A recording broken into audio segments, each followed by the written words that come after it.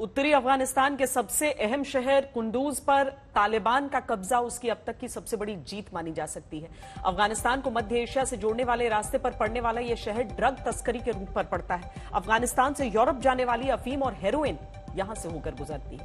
इस शहर पर कब्जे का मतलब है कि तालिबान को कमाई का एक बहुत बड़ा जरिया मिल गया। इससे पहले 2015 और 2016 में भी कुछ समय के लिए कुंदूज पर तालिबान का कब्जा हुआ था, लेकिन कुछ समय के लिए अफगान सेना के सामने एक बड़ी चुनौती होगी कुंदूज से तालिबान को हटाना। अगर वहां तालिबान को टाइम मिल गया तो उसकी कमाई का जरिया फिक्स हो जाएगा और अफगानिस्तान सरकार के लिए मुसीबतें बढ़ जाएंगी। ईरान सीमा के पास जरांज पर कब्जा करना भी तालिबान की एक बड़ी जीत है। ईरान और अफगानिस्तान के कारोबार का रूट यही है। यह शहर 217 किलोमीटर लंबे दिलाराम जरांज हाईवे पर है, जिसे भारत ने अफगानिस्तान में बनाया है। इस कब्जे से कारोबारी गतिविधियों पर तालिबान का दखल हो जाएगा।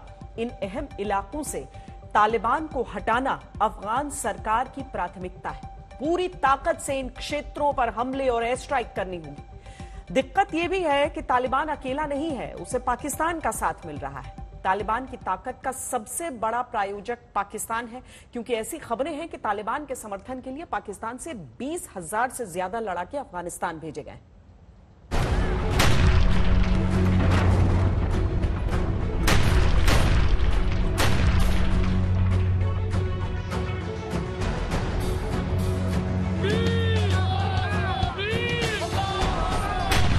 क्या तालिबान का एनर्जी बूस्टर बन गया है पाकिस्तान? क्या अफगानिस्तान में तेजी से बढ़ते तालिबान के पीछे पाकिस्तान का बिना शर्त वाला समर्थन है? अफगानिस्तान के मौजूदा हालात को देखने के बाद इन सवालों के जवाब देना मुश्किल नहीं है। तालिबान और पाकिस्तान का याराना बहुत गहरा है।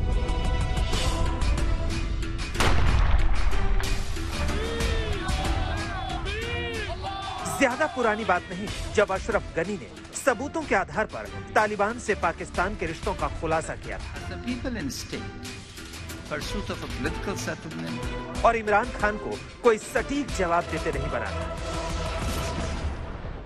Over 10,000 jihadi fighters from Pakistan and other places in the last month, as well as support from their affiliates in the transnational terrorist organization. To blame Pakistan for what is going on in Afghanistan, I feel is extremely unfair. I came to Kabul. Why would I come to Kabul if I was not interested in peace? The whole idea was that you should have looked upon Pakistan as a partner in peace. And I feel really disappointed that we have been blamed. जुलाई में अफगानिस्तान के सरकारी सूत्रों के हवाले से दावा किया गया था कि तालिबान की मदद के लिए पाकिस्तानी आतंकवादियों को पाकिस्तानी खुफिया एजेंसी आईएसआई की तरफ से लगातार निर्देश दिए जा रहे हैं।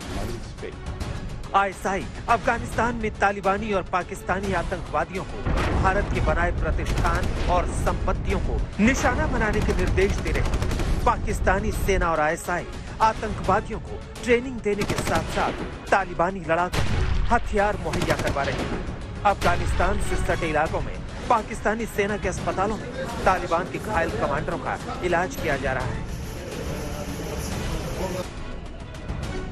ये पाकिस्तान और तालिबान की घनिष्ठ मित्रता के वो संकेत हैं जिनका जिक्र अफगानिस्तान विश्व मंच पर कुछ समय से करता आया है।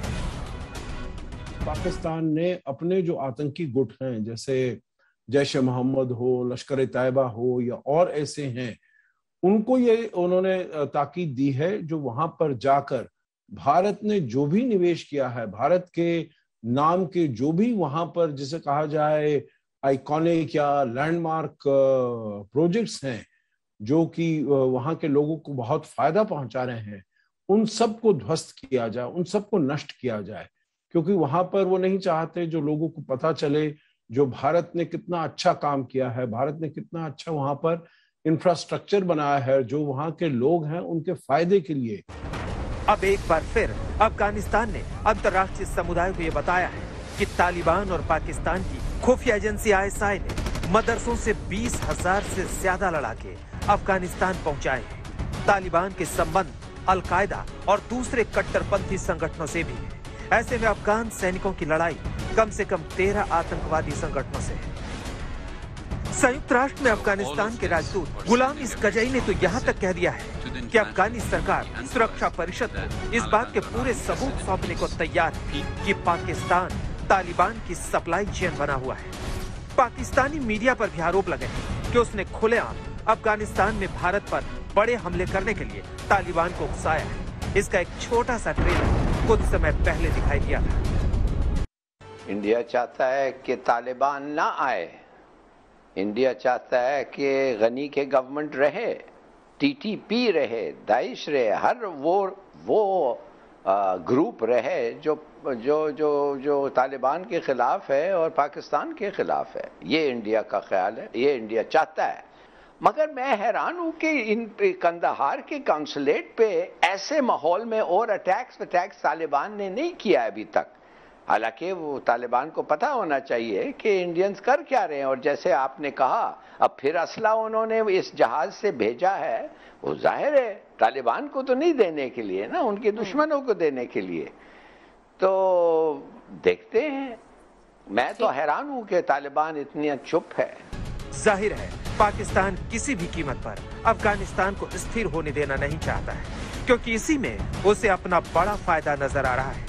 अंतर्राष्ट्रीय मंच पर इमरान खान भले ही तालिबान को समर्थन देने की बात को गलत ठहराते हैं, लेकिन सच्चाई यही है कि पर्दे के पीछे उसकी खुफिया एजेंसी तालिबानी आतंकियों को पूरी मदद मुहैया करा रही है। आज तक ब्यूरो।